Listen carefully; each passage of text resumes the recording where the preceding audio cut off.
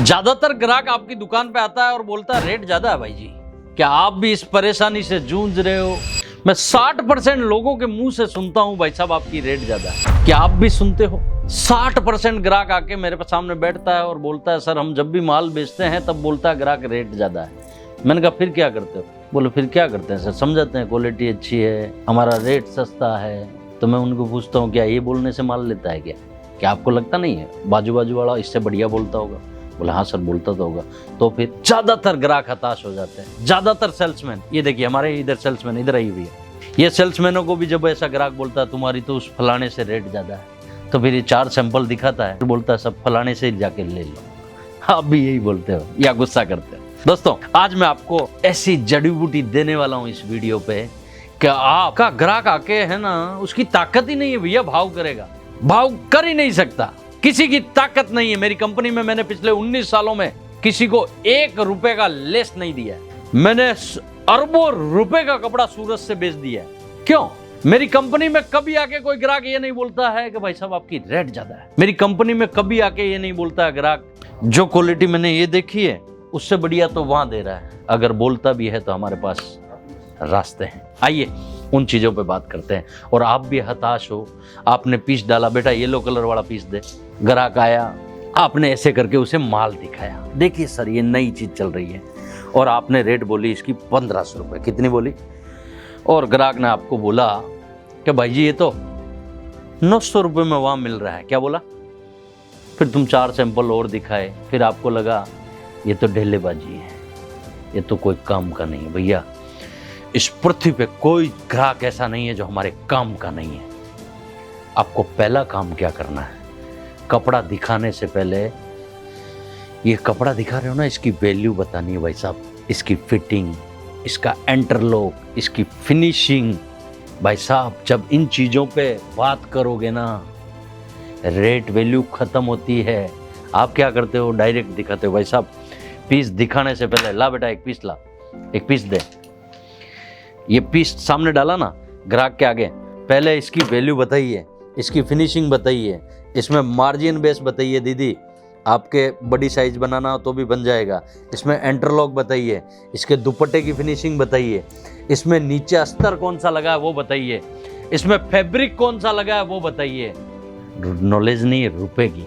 ये सब चीजें जब तक आप कपड़े की वैल्यूएशन नहीं बताओगे ना, तब तक आप कोई चीज को बेच नहीं सकते।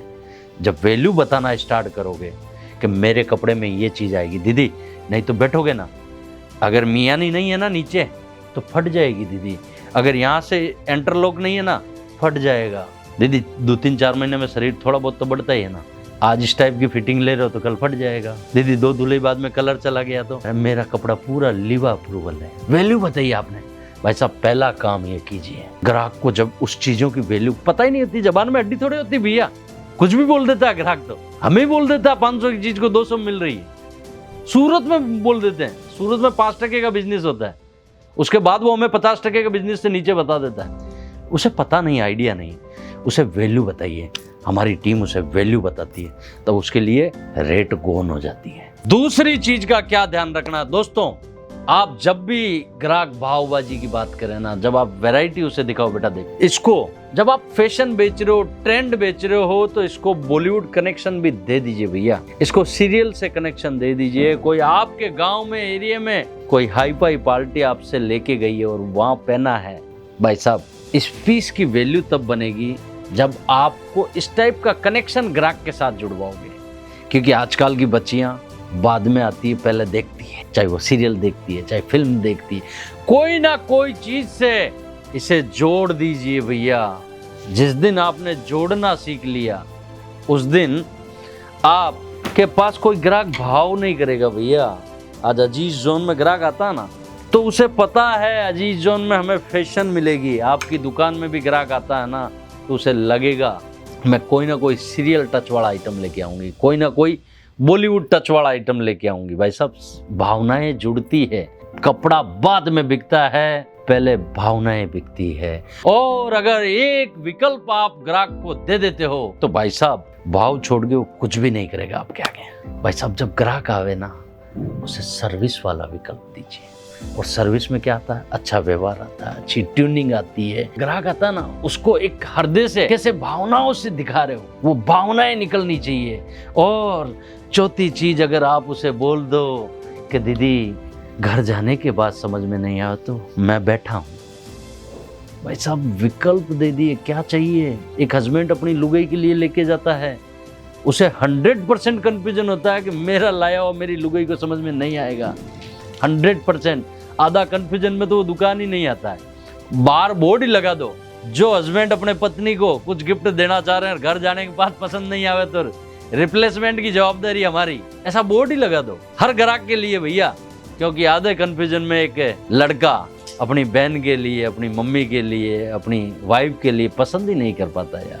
अपनी दुकान पे ऐसा बोर्ड लगा दो, मैं बाजार में इस टाइप से काम करता हूँ। भाई साहब जब आपने विकल्प दे दिए, ये तीसरा पॉइंट तो भाई साहब यादगार पॉइंट है, हर एक जगह काम करता है। और मैं दावे के साथ बोलता हूँ भाई साहब, अगर किसी ग्राहक को, विशाल बाबू ये दीजिए, अगर आपने किसी भी कस्टमर को ये विकल्प दे दिया, भैया मैं बैठा हूं, आपको डरने की और घबराने की जरूरत नहीं है। क्या पता वो पीस आएगा ही नहीं, 80 से 90% पीस वापस नहीं आएगा चेंज होने। आता भी है तो कौन सा इसमें कोई आपका वजन कम हो गया, कौन सी इसकी वैल्यू खत्म हो गई, हुई नहीं हुई ना।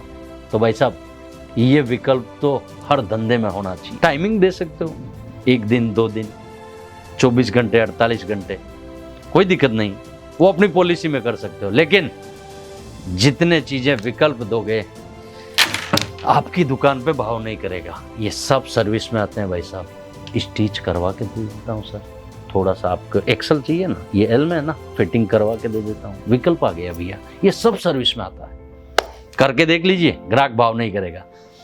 हम तो ग्राहक बोले तो उसका टैग लगाते हैं, नाम लगाते हैं, सब कुछ जैसा ग्राहक बोले वो सब कुछ सर्विस में हम देते हैं। मुझे पता है कि अगर ये 3 चीजें आप अपने बिजनेस में कर लो तो आपके पास कोई ग्राहक भाव नहीं करेगा। आपकी एक इमेज जमेगी, क्योंकि आपकी पहले से फिक्स रेट है भैया। आपने अपनी एक इमेज जमाई है, एक संविधान लिखा है, और आपने जब इस टाइप के सिस्टम से इस टाइप की चीजें अपने व्यापार में डाल देते हो सिस्टम के साथ में, तो मुझे नहीं लगता कोई ताकत आके आपकी दुकान पे भाव करे या बार्गेनिंग करे। एक बार आजमा के देखिएगा। और इस टाइप के वीडियो देखने हैं तो हमारे चैनल से जुड़ जाइए, और जो भाई दुखी है भाव करते हैं उसके ग्राहक, उसको ये मेरा वीडियो भेज दीजिए भैया, क्योंकि लोग शेयर कर देते हैं तो उसका काम इजी हो जाता है कि हाँ यार मुझे व्यापार इस टाइप से करना चाहिए। बहुत बहुत धन्यवाद। आप अपना खूब ख्याल रखें, अपने माता पिता का खूब ख्याल रखें।